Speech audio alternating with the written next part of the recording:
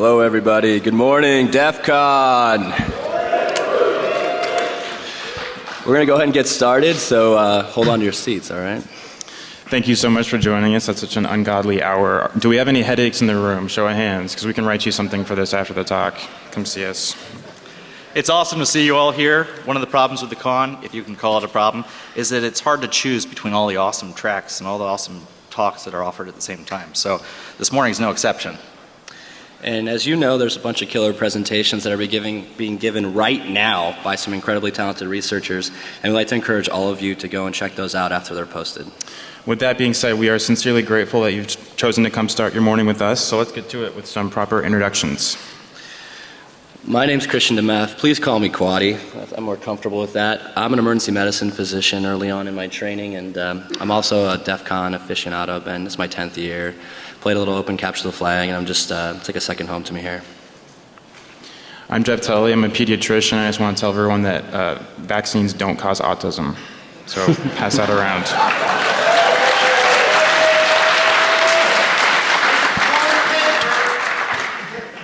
I'm Peter Hefley. I work for SUNERA as an IT security consultant, and I've seen several episodes of House MD. So, a standard legal boilerplate. This talk is neither sponsored, endorsed, or affiliated with any of our respective professional institutions or companies. No unethical or illegal practices were used in the researching, acquiring, or presenting of the information contained in this talk. All of the girls you are going to see are consenting adults over the age of 18. That was good. That was good. Do not attempt any of the theoretical or practical attack concepts we talk about in this presentation. We promise you, you will go to jail, and will not be the fun kind of jail. The pound me. One last thing I want to make sure we emphasize. We've done a lot of work to learn a great deal about how the 911 system works, and we've had some really unique opportunities to explore behind the scenes in some ways, but we're certainly not claiming to be world experts in 911. The 911 systems in our country have such varying implementations, and the attacks that we talk about in this talk may or may not apply to all of them, and most certainly may not apply abroad. And then just the last little bit of our disclaimer here. We're going to play 2 audio recordings of 911 calls. They're rather disturbing. If you're sensitive to that kind of stuff, maybe go check out another talk, or just plug your ears. All right, with that in mind, I'm sure many of you guys are wondering, what the hell are these clowns doing up here? What do we know about 911? Well, this actually starts 4 years ago. Jeff and I began working on some medical research involving the pre-hospital realm, specifically out-of-hospital cardiac arrest, and how 911 dispatchers teach people how to do CPR over the phone. It's a life-saving intervention. What that essentially meant at the end of the day is that we've listened to thousands of 911 call recordings. And as we listened to a multitude of these calls, including dozens where technical issues prevented the dispatcher from immediately identifying the location of the caller, thus delaying a medical response, we realized that we really knew nothing about the technical infrastructure behind 911. And this is just a slide of some of the papers that we actually ended up publishing about dispatch and 911. And furthermore, after listening to some of these calls where there were some technical limitations, we really wanted to dive a little bit deeper and see what are the security measures that are really being put in place here to prevent abuse of this system. So a little background, my wife went to school with these two and we became great friends. We played D&D, we drank beer together. As someone not behind the scenes from a medical perspective, I was fascinated when they would talk about this, because I feel like this is one of those things that we just take for granted. I mean, when do you think the last time these emergency response centers conducted any type of risk assessment or vulnerability scans against their systems? So that's kind of how we all got together and thought, hey, this is really something that we should probably research formally. And this talk's really a result of that. We're going to talk a little bit about an outline here. We're going to start with why you all are here this morning, why this talk really matters. We're then going to go over a 30,000-foot view of exactly how these systems are designed to work, and then we're going to talk about the research methods that we used and the avenues we were able to explore. And next we're going to hit some attacks that we feel serve to emphasize particular points about where these systems are most vulnerable. And then we hope to loop it back to people, our patients, your family members, your friends, because that's how we came into all of this. So let's start with an example of why this stuff matters. This is going to be a call recording of a rather disturbing 911 call, as mentioned previously. Just be prepared.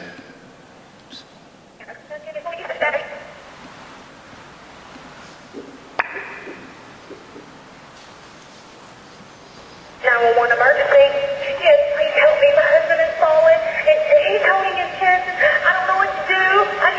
Please come. I need your address, ma'am. Oh my God. Okay, I live at 1375 Orange Street. I think he's still breathing, but y'all need to hurry up. 1375 Orange Street. Yes, ma'am. Okay, I'm dispatching emergency. He's holding his chest. Okay, I'm dispatching emergency personnel. They'll be there as soon as possible. Oh my God, please hurry. Please hurry, hurry. Thank you. Please hurry. Yeah, a little sobering there. We've also thought about incorporating a laugh track so you guys don't get particularly depressed. That's how the 911 system's supposed to work. So very quick flow, address, get out on the gate, and get someone help. This is the subsequent call. The caller calls back a few minutes later, and this is the recording. 911 emergency. Oh my God, where are you guys at? He's on the floor. He's turned blue. He's dying. Oh my God, where are you? He's not breathing anymore. I don't know what to do. Please help me. Please help me. Okay, ma'am. I'm taking the paramedics right now. Oh, honey, please hold on. They're coming. Hold on, please, honey. Ma'am, they're having difficulty finding your house. What? I live at 1375 Orange Street. They're at the intersection at Palm and Orange Street. Where? They're at the intersection of Palm and Orange Street. Oh my God, that's too far. Please hurry, please hurry. I don't know what to do. He stopped breathing. He's blue. I don't know what to do. Please help me. So yeah, definitely pretty heavy stuff. And thankfully most of the time the emergency medical system works really well to respond to serious situations like that call. And there's a lot that goes into this response, and there's a lot that we rely on in an emergency. If my heart were to stop right now, Optimus forbid, I would hope one of you would call 911. And There you go. and do CPR. And then hopefully you would call 911 on your Ninja Networks phone here. And that call would be carried by a wired or a wireless provider to a dispatch center where people with freakishly unnatural Zen-like calmness respond to it. They're then going to relay that information to the firefighters and paramedics on the ambulances and fire engines, who will then take you for definitive treatment. And if this is done in a timely enough process, you hopefully exit the hospital through this door and not through this one. So exactly how does this system work? And is it as secure, effective, and safe as it could be? And are these questions even worth asking? And we thought so. So when we began this, we had a couple of goals when beginning to explore this field. We wanted to understand the components of the system and better identify areas of vulnerability. We also wanted to get a better idea of some of the attacks that have happened before, along with any solutions that may have been implemented in their aftermath. And finally, we wanted to see if our research would lead to any ideas for solutions to problems that haven't been addressed yet. We'll talk a little bit about the future of 911 and how understanding the future state can help us identify potential weaknesses, attacks, and solutions for the system's next evolution. So research, we've been saying that a lot. What exactly does it mean in this case? As you can imagine, it's not easy to walk into a dispatch center or a server room and ask to take a look around. As one of the main themes we hope to convey to you today is how difficult it can be to get the conversation started with the people in charge of these systems. One of the advantages that we had in our prior research is that we had a lot of contacts within a 911 system, and we kind of got a little bit of access to these systems that other people might not have. And we're obviously going to keep those partners anonymous, but we did have a number of doors open that really allowed for a variety of ways to collect the information that we're going to share with you today, from in-person interviews to process observation to regional surveying. And as you can imagine, practical experimentation on a live 911 system can be a little bit dicey if you're not too careful. But we'll tell you about a few examples of how we messed around with this system without getting in too much trouble. And a persistent element that has continued through all of this and will hopefully continue through the future of our research is the development of solutions that will enhance and strengthen this infrastructure. So without any further ado, let's get to our 30,000-foot view. And we're going to start by looking at how the 911 structure currently operates with the simplest of examples, which is a wired telephone call. Here, an individual will pick up their telephone call or their home phone and dial 911. The call reaches the end office dedicated by their telco provider, at which point the telco attaches subscriber information onto the call, specifically the automatic number identification, or ANI. This functionality tags the subscriber's billing telephone number onto the call, at which point the voice call and unlimited amount of data, or the ANI, persist forward. Recognizing that this is an emergency call, the end office will send that call to the selective router over dedicated emergency call trunks. The selective router's function in E911 or Enhanced 911 is to route the call to an appropriate public service answering point. That's the PSAP. We're going to call that from now on. Public service answering point is the PSAP. And that routing is based on the ANI to PSAP mounting or routing that it maintains. If for some reason the call comes in without ANI information or the ANI is corrupted, the selective router will send the call to a designated PSAP based on the default route, much in the way that routers we're all familiar with work. When the selective router sends this call tagged with the ANI information onto the PSAP, it can do so over a dedicated trunk, ISDN line, or POTS line. Once the call reaches the PSAP, a dispatcher will answer the call, frequently assisted by a computer-aided dispatching system or CAD system. At this point, it's really important that the dispatcher be able to accurately determine two things about the caller. The first is, where's the caller located? We need to know this so that they can dispatch responses to the appropriate location. And the second thing is what public services actually service that address or that location. Is it county fire, city police, and a local ambulance company? So to get this information quickly, the PSAP, usually through a CAD like we talked about, does a lookup against a database. The PSAP is going to send the caller's ANI information and in response gets an automatic location, identification, or alley record back. This information and the database that it's stored in are usually maintained by a for-profit third party. So just kind of recap, you pick up your phone, you dial 911, Comcast is going to send that emergency call along with some identifying details to a selective router, which then sends your call to the dispatcher at the PSAP and you hear, 911, what's your emergency? All the while, your location is being determined in the background by the alley database. Now things get a little bit more complex when the caller can move around, as in the case of cellular telephones. Have you ever called 911 when you're not at home? Maybe when you're out of state on vacation? How is it that your call is answered by a PSAP that is close to your physical location and not based on your billing address or your area code? How does that work? Well, the answer truly varies, and it depends on the implementation of E911 standards based on the physical location that you're in. One is called Wireless Phase 1, that's got the older version, a little bit less accurate, and then Wireless Phase 2, which is what is being rolled out around this nation right now. Starting out by talking through phase 1, which is displayed here. When you make a cell phone call, your call reaches a cellular telephone tower maintained by a provider. In a phase 1 scenario, that call is passed along by the tower to a mobile switching center, which starts the bifurcation of location data and the voice call. You can think of this as the location information flowing along the bottom in yellow and the call flowing in red over familiar infrastructure to the selective router and then along to the PSAP. So in phase 1, your location is approximated based on the cell tower that you're using, that location, and the sector or face of the tower which is handling the call. So the mobile switching center is going to send the cell tower location, cell tower sector handling the call, and what we call the callback number or CBN to a mobile positioning system, which then, this is a little bit complex, it provides you a token called the Emergency Services Routing Key, ESRK, or a pseudo ANI or PANI. And the PANI basically provides the same function as the ANI in our wired telephone call. It's this little token that is then used to tag the call from the mobile switching center to the selective router and then onto the PSAP. And in this scenario, the selective router looks up the appropriate PSAP because you don't want to be sent to a dispatch center that's not in physical proximity to you or can send the right strike package. And in this situation, that's based on mapping between the cell tower face and the appropriate PSAP. On the bottom here, you can see that the mobile positioning center forces the CBN, cell tower location, and cell tower sector into a temporary alley record. And that's referenced by the ESRK or the pseudo ANI, the PANI. This way, when the PSAP does a lookup for the caller's location based on the PANI, they receive the information in their computer-aided dispatch screen. And all this is done seamlessly and automatically. So this is what the CAD is going to show the dispatcher.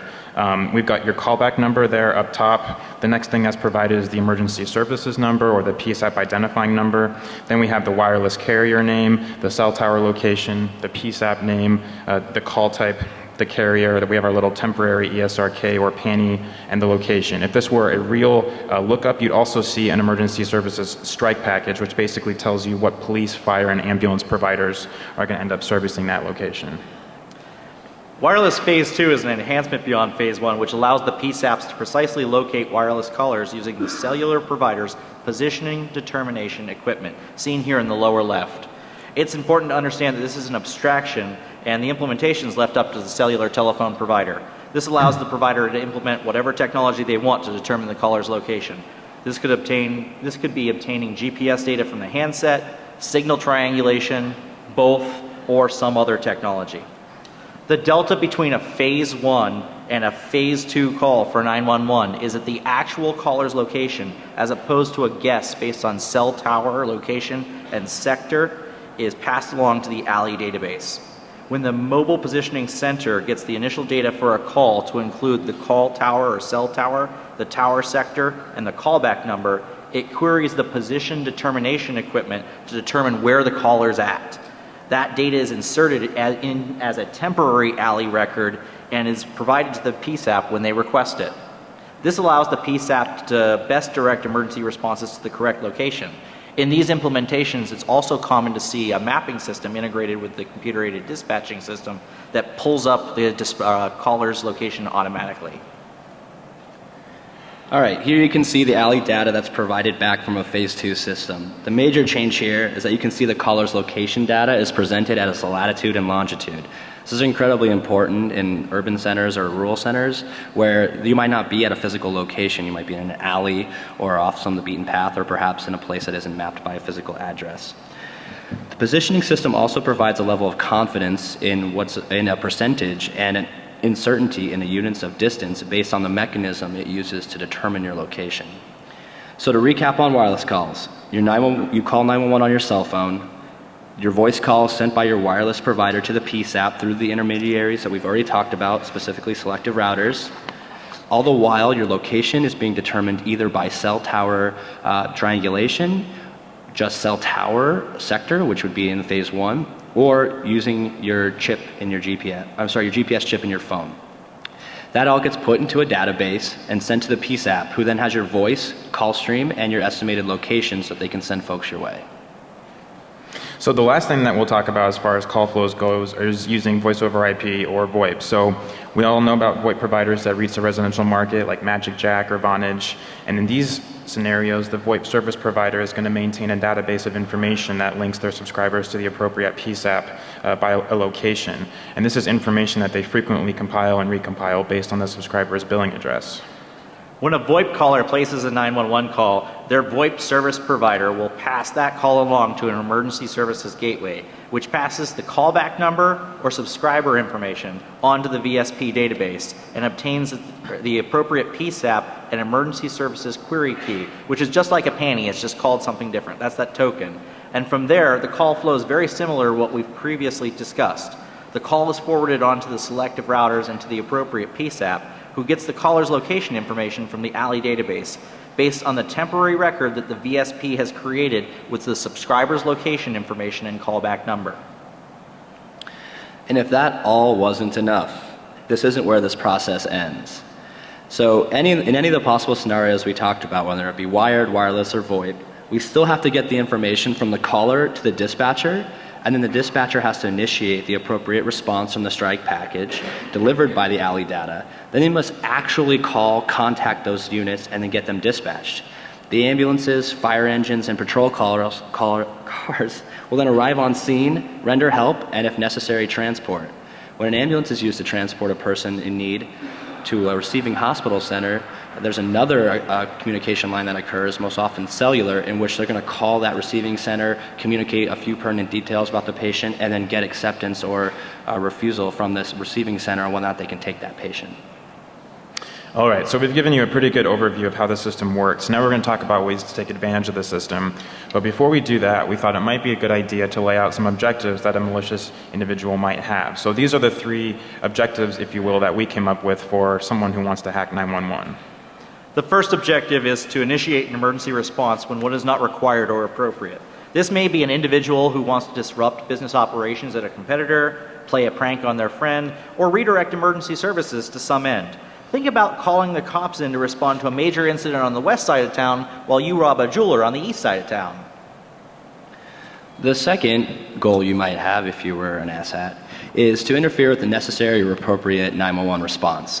Here I may want to prevent someone from obtaining medical attention, delay the response to their call, or prevent an individual or institution from using 911 services altogether.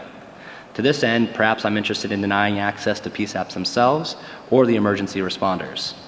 And finally, there is possible value in the surveillance of emergency responders. So maybe you're an ambulance chaser, or maybe you just want to know when alarm response times will be the highest, and then plan your mayhem accordingly. So let's jump in and talk about some possible weaknesses in the system. Talking about end office control, in this scenario, either through control of an end office or through control of a PBX linked to an end office that lets you set your ANI information arbitrarily, you're able to place a 911 call with a falsified or invalid ANI field. As a result, the PSAP will not be able to determine your location with any certainty, and they will have to rely on the information that's provided verbally by the caller. It's important to note that this type of attack can basically be accomplished using any mechanism that strips off the ANI data. You can get your call forwarded to 911, your ANI information will then be incorrect or stripped. Also, TTY services, which we'll talk about in a little bit, can take advantage of this as they may or may not include ANI data.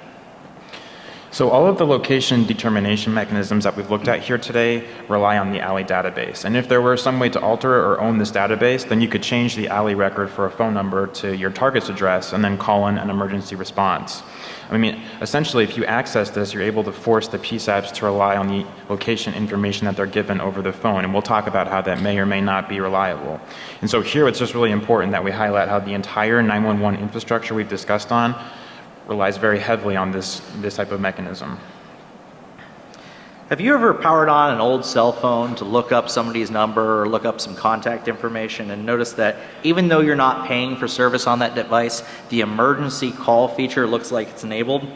That's on purpose. The 911 infrastructure was required to support these non-service initialized or NSI cell phones.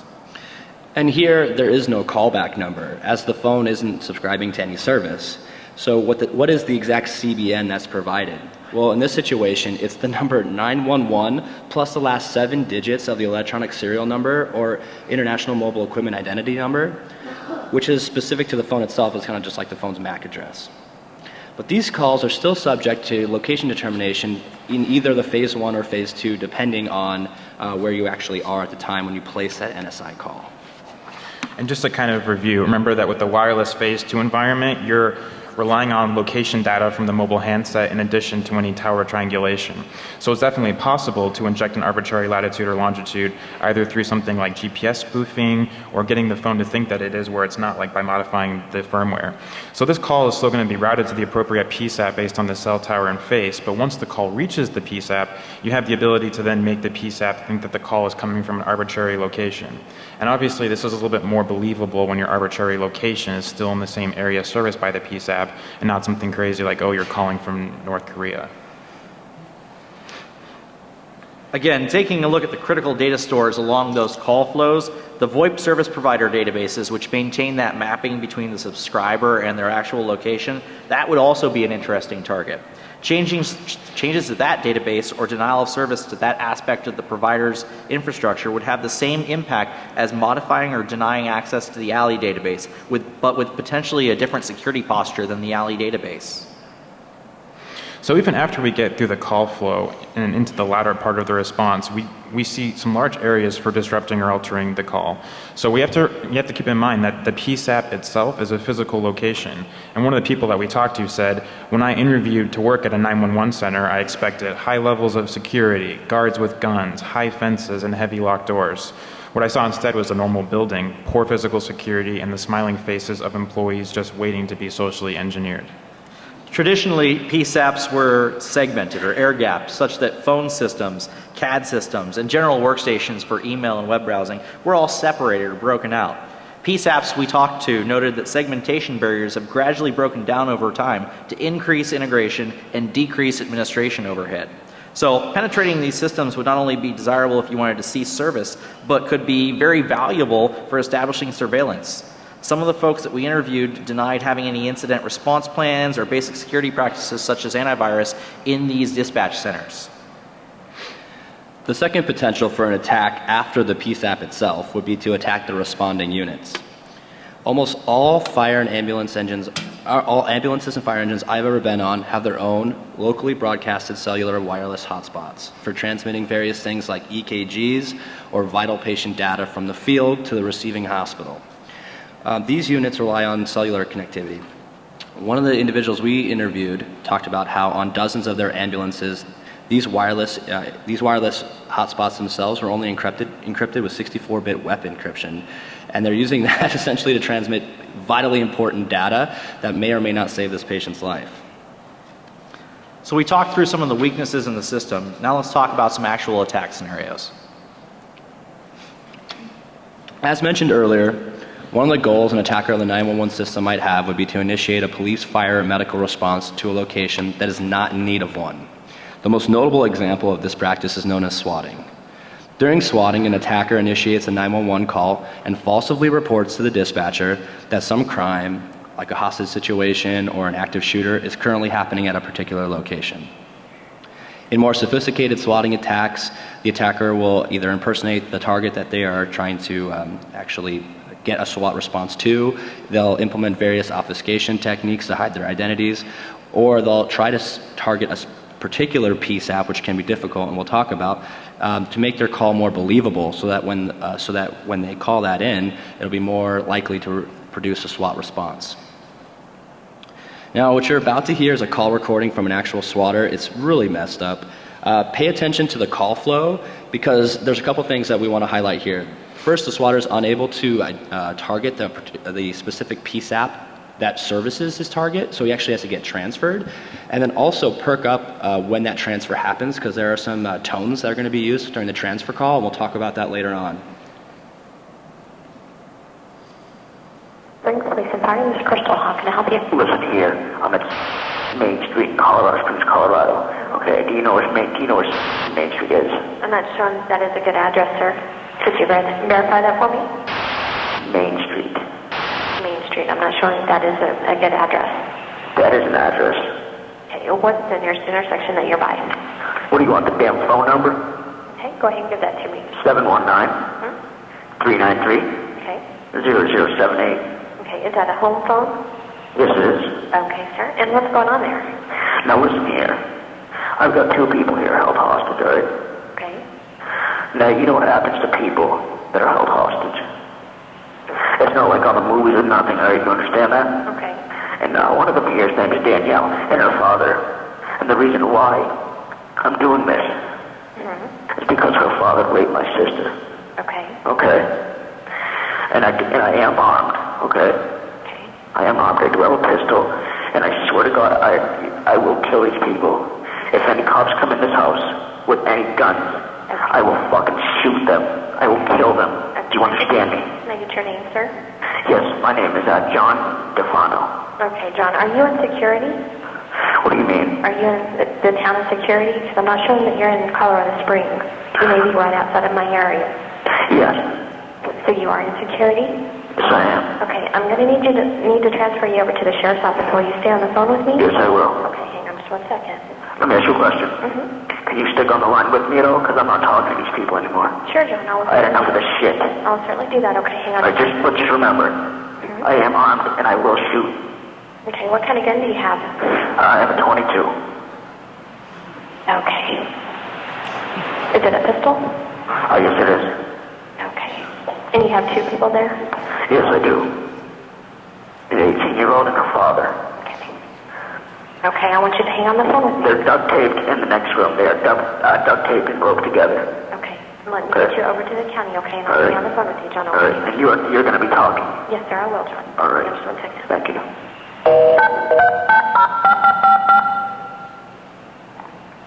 Let them know I'm transferring it over. Do you want me to stay on the phone?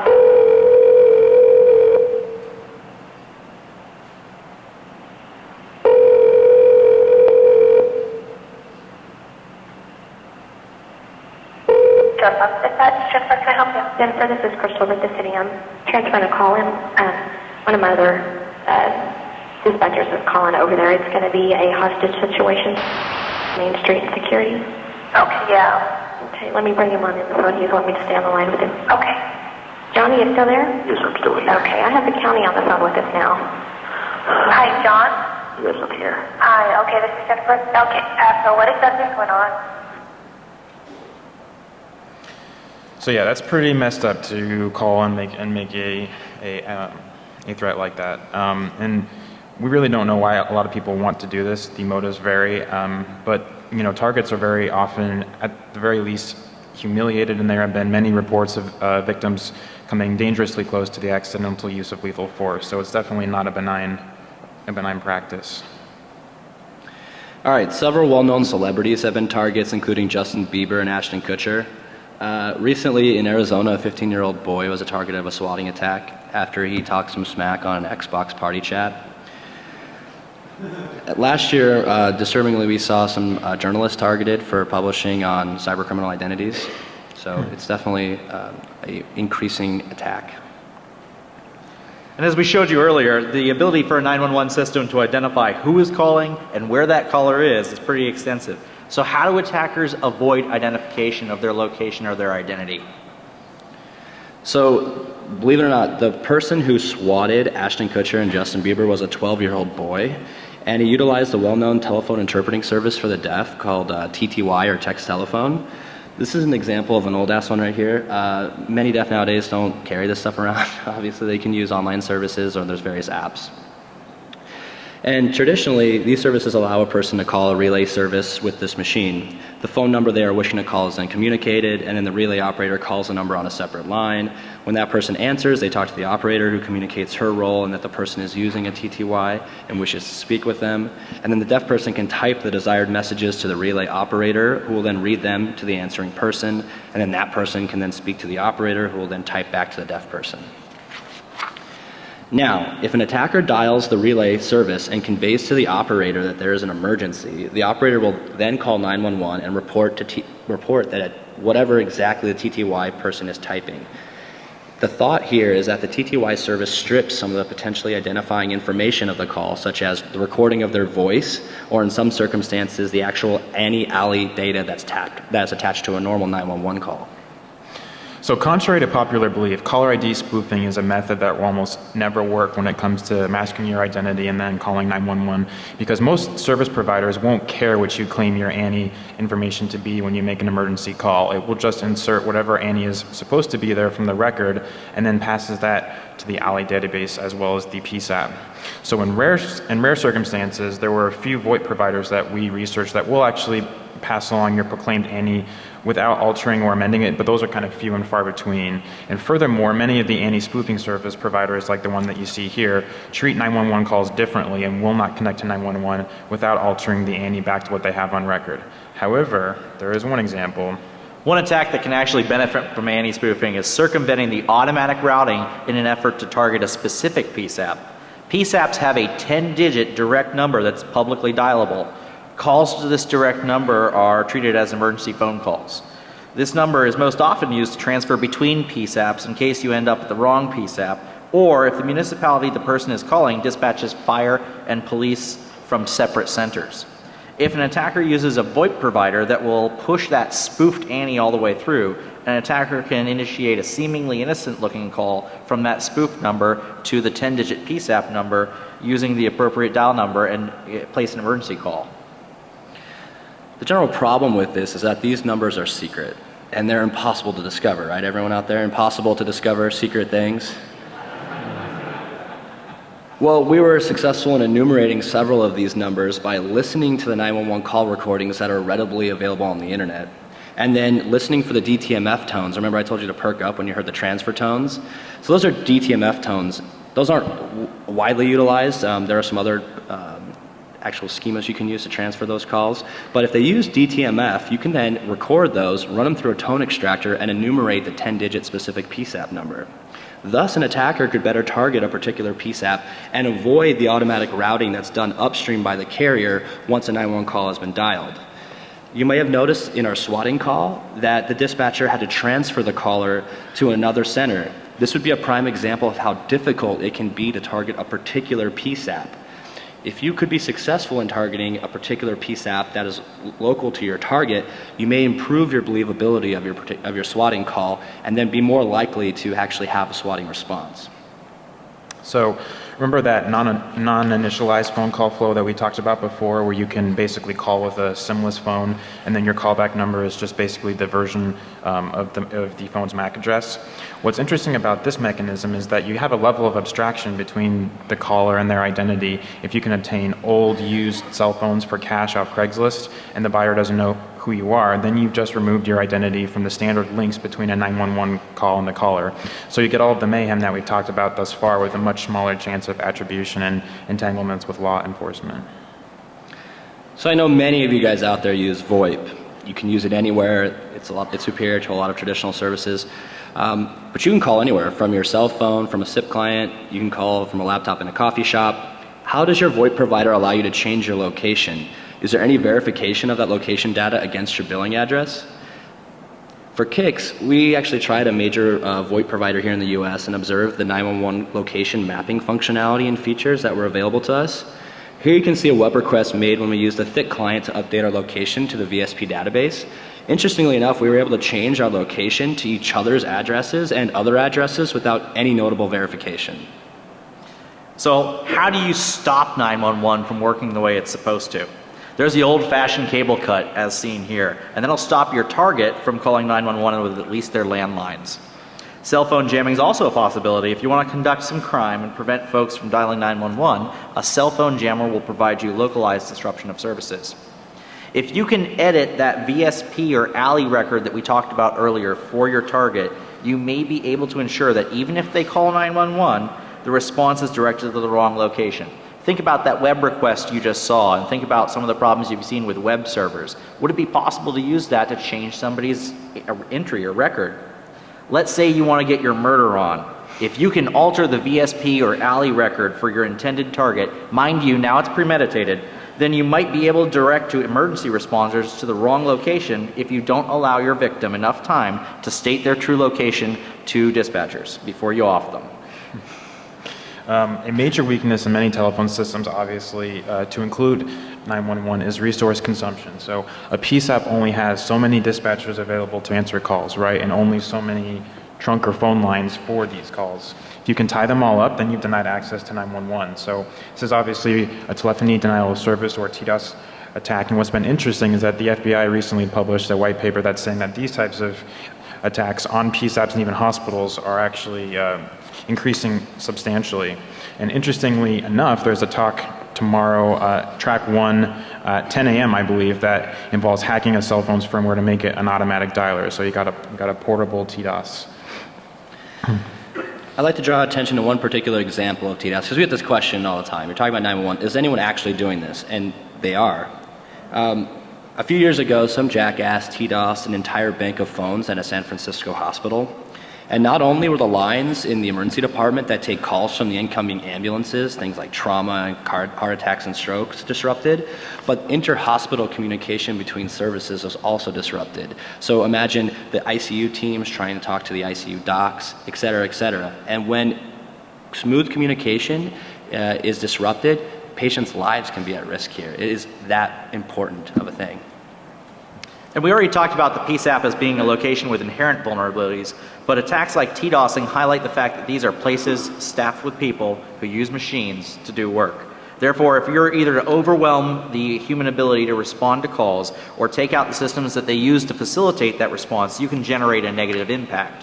Unfortunately, based on our research, many of the PSAPs are understaffed and continue to support legacy computer systems due to budgetary constraints. And as noted earlier, traditional segmentation barriers between the systems which support emergency response and those that support administrative functions are on decline. That's fine. These organizations have all the same challenges of a small company with limited budgets, extremely high availability demands, and customers who want rapid response.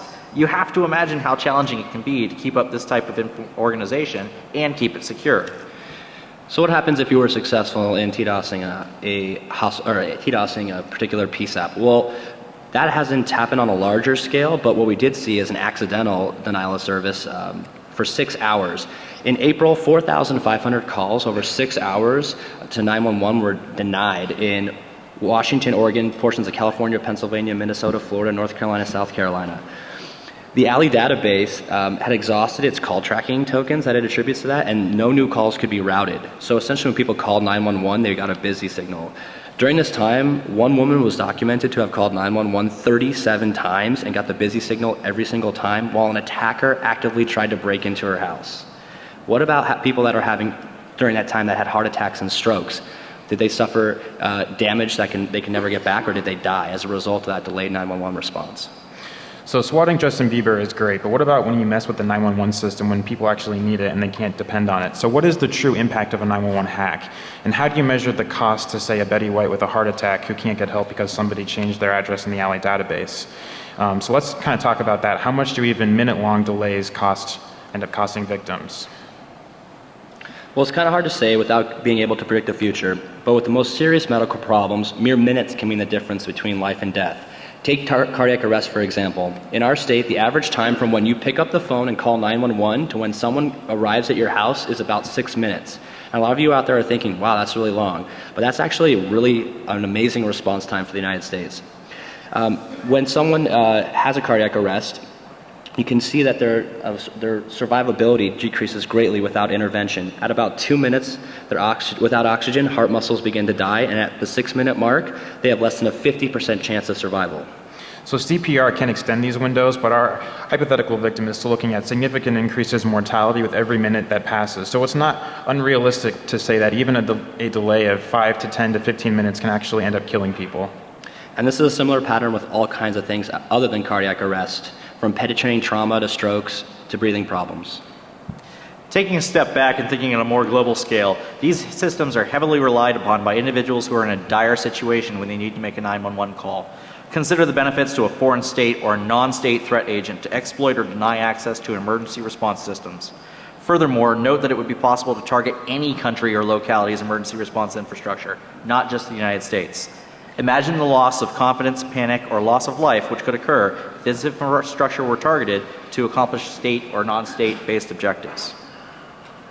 We talked a lot about potential problems, but we also want to talk about some potential solutions for the issues we noted.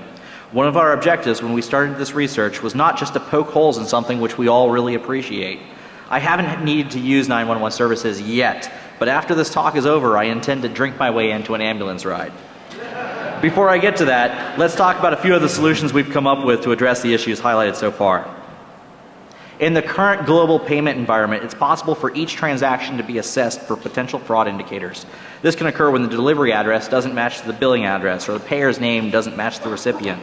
These are simple examples, but the fraud catches available for the payment environment are pretty robust, with thresholds configurable by merchants and payment networks. So we're going to really quickly hit some of these. So like what if the 911 system had call routing red flags to allocate risk ratings based on indicators seen, and maybe these red flags don't result in priority or queuing changes, but rather kind of result in indicators or alerts on the CAD system.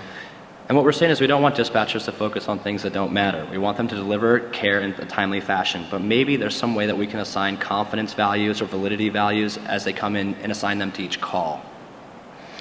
So for denial of service, why don't we use some of the solutions that we've seen in application or networking areas, like in order to negate PSAP resource consumption by TDOSing, insert some sort of proof of work or intelligence system, kind of like a CAPTCHA. And this doesn't have to be nearly as robust as it sounds. Why not use common things that we've seen in other services like press 2 for English and para español, prima 4, excuse my Spanish, and that might be 3 for English and 8 for Español. We don't want to cut into response times here with something complex, but simple scenarios like this might be used to mitigate TDOS attacks. At a more national level, we want to highlight that these organizations, which have done a phenomenal job helping folks day in, day out, have done so with limited security standards to guide them on what they can do to protect this infrastructure. The National Emergency Number Association, or NENA, published a security standard for next generation 911 systems. However, there's no express penalty for non-compliance. Experts in the field that we spoke to estimate that under a half of the organizations actually comply with these standards, citing disparate, often constrained budgets. By recognizing the importance of the service and the need to secure it, we may be able to help get resources and motivation to the organizations that need them in order to protect life and limb. So we're kind of running pretty low on time here. We didn't do a very good job of our time management. Let's kind of pop to the end. It's really difficult to condense all of this material into 45 minutes. We have a lot more that we'd like to talk about as far as solutions and further contributing to make the system a little bit better. So if you have any experience at all with 911 or would like to collaborate with us or have any further questions, find us around. We'll get you our emails. We'll get in touch with you because we would love to talk to you. I'm sorry that we ran a little bit late there at the end. We really want to emphasize how much respect we have for the hard work that everyone involved in this process does on a daily basis. From the folks at the phone companies to local, municipal, state, and federal officials, from dispatchers to first responders, every stakeholder in this process goes to work every day hoping and working to support a system that saves lives. And we really want to thank them for those efforts, but still highlight that there are aspects of this system that could be secured better.